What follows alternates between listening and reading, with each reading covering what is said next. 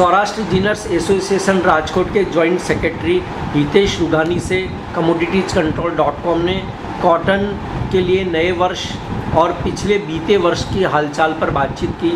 हितेश भाई, जो cotton industry के लिए लास्ट ईयर जो रहा जिनिंग प्रेसिंग के लिए खासकर, वो किस तरह का रहा? अगर लास्ट ईयर जिनिंग प्रेसिंग की पर्टिकुलर हम अगर बात करते हैं तो कोई ख़ास अच्छा साल रहा नहीं है जिनिंग और प्रेसिंग फैक्ट्रियों के लिए, क्योंकि मेजॉरिटी डिस्पेरिटी का वर्ष रहा। और डिस्पेरिटी का वर्ष बोले तो थोड़ा ओवर कैपेसिटी भी जिनिंग का जो बढ़ गया है इधर इंडिया में, गुजरात में, सभी जगह, उस वजह से डिस्पेरिटी का ही माहौल रहा है। तो ये डिस्पेरिटी क्या इस नए वर्ष में टूटने की उम्मीद है या कम होगी? बिल्कुल टूटने की उम्मीद इसलिए है कि थोड़ा क्रॉप साइकिल भी ये आने वाले साल में ठीक लग रहा है। और दूसरा, जिनिंग वालों लास्ट ईयर डिस्पेरिटी में थे तो ये साल पैरिटी में ही काम करेंगे, ऐसा अभी का माहौल लग रहा है। तो थोड़ी डिस्पेरिटी टूटेगी और अच्छे माहौल में लोग काम करेंगे। नया वर्ष जो 1 अक्टूबर से शुरू हुआ है कॉटन के लिए, तो जिनिंग प्रेसिंग फैक्ट्रियों के लिए ये वर्ष कैसा रह सकता है कुल मिलाकर?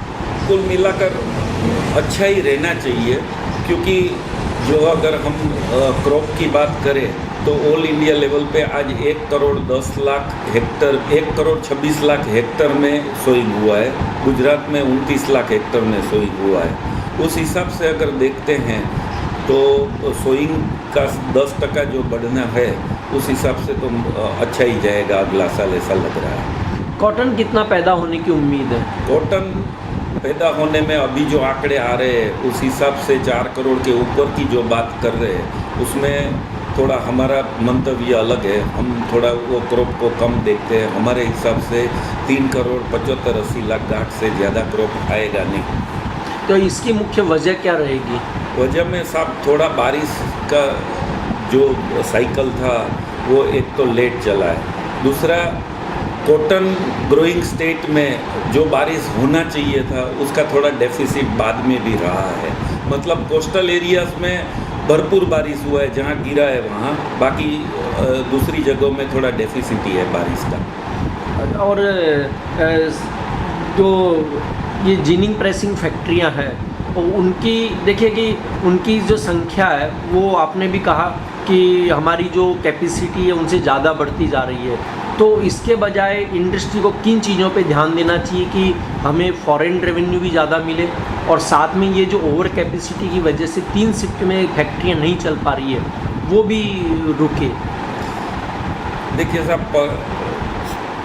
व्यापार के ऊपर किसी का कंट्रोल नहीं होता है। हम तो एक स्टेज से खाली अपील कर सकते हैं कि अगर थोड़ा कैपेसिटी 24 घंटे के बदले अगर वो साइकिल सब लोग मिलके कम करते हैं तो अपने आप पैरिटी आएगा।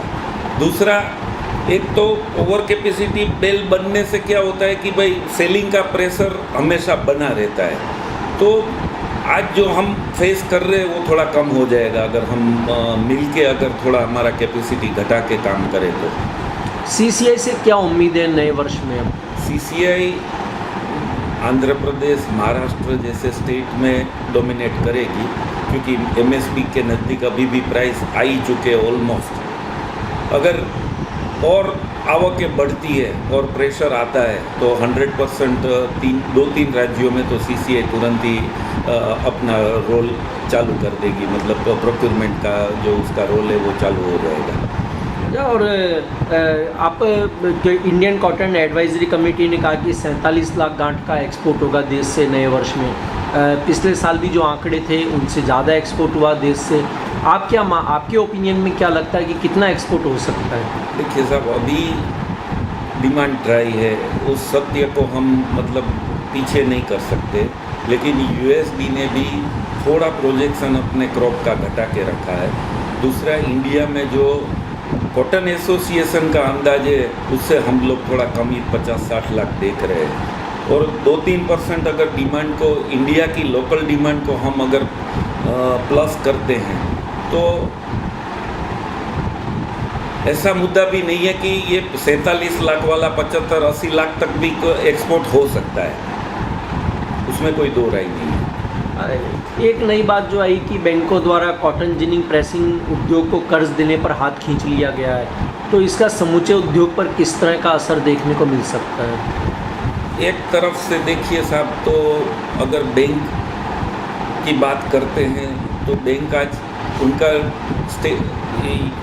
स्टेप क्या होता है कि जो भी इंडस्ट्री ख़राब हालत में होती है उनसे तुरंत ही वो पाँव खींच लेते हैं। अभी उनको यही रिक्वेस्ट है कि भाई आप तुरंत ही उसका एक तो मार खाई हुई है, ऊपर से अगर वो लोग कर्ज देना छोड़ देंगे तो और मार खा जाएंगे। तो ये अपील भी है कि भाई एक इंडस्ट्री मार खाई हुई है, उसके ऊपर और मार नहीं दे रहे। ये लास्ट सवाल आपसे कि चीन से किस तरह की उम्मीद है नए वर्ष में आप?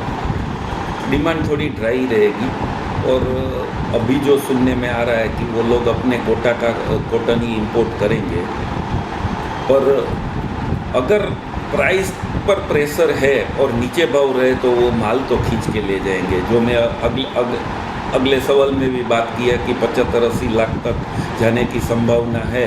तो अगर प्राइस पे प्रेशर रहा और नीचे भाव रहे, हम अगर वर्ल्ड मार्केट से प्राइस में अगर मैच हो जाते हैं तो उसमें कोई दो राय नहीं है, अपना एक्सपोर्ट बढ़ेगा ही। हितेश भाई, आपने commoditiescontrol.com से बात की, इसके लिए धन्यवाद।